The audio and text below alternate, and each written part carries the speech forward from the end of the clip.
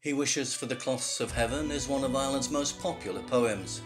Here we read it to wonderful Celtic music and images of Ireland.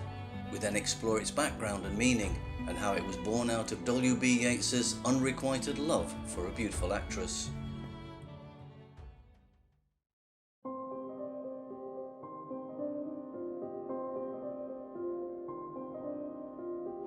He wishes for the cloths of heaven.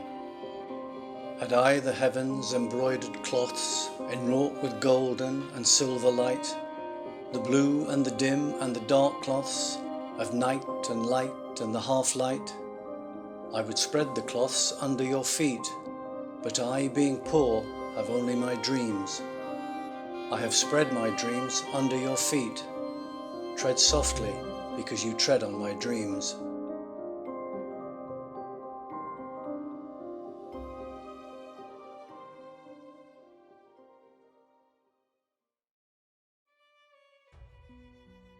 He Wishes for the Cloths of Heaven was written by W B Yeats for the celebrated Irish actress Gonne, a woman he loved for most of his life. Gonne didn't return his feelings, however, and rejected his proposal of marriage at least 4 times, preferring that they should remain simply as friends. The poem was first published in Yeats's 3rd volume, The Wind Among the Reeds, in 1899. At that time it had the title Ed Wishes for the Cloths of Heaven. Ed had appeared in other works by Yeats as a pale, lovelorn young man in the thrall of a beautiful woman, exactly like Yeats himself at that time. It's not clear why he changed the title to the more generic He Wishes for the Cloths of Heaven, possibly because he wanted to distance himself from Gonne after he lost all hope of marrying her.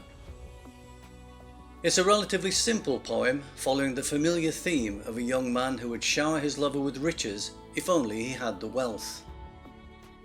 The phrases, "the heavens' embroidered cloths," is sometimes taken to refer to the kind of rich cloths one might imagine being seen in heaven.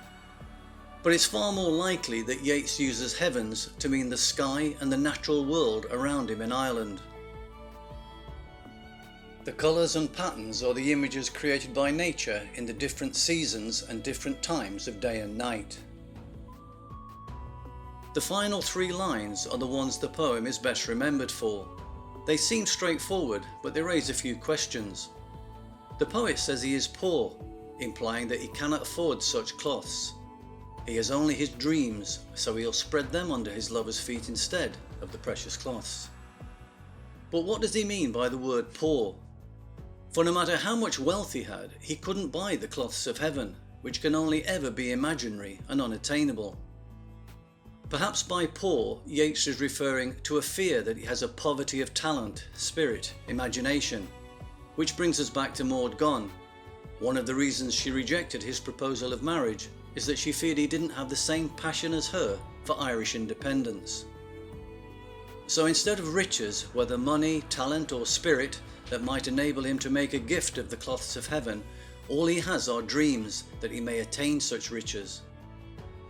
We are always likely to be vulnerable when revealing our hopes and dreams, which is what gives the unforgettable final line, "Tread softly, because you tread on my dreams," such power and resonance.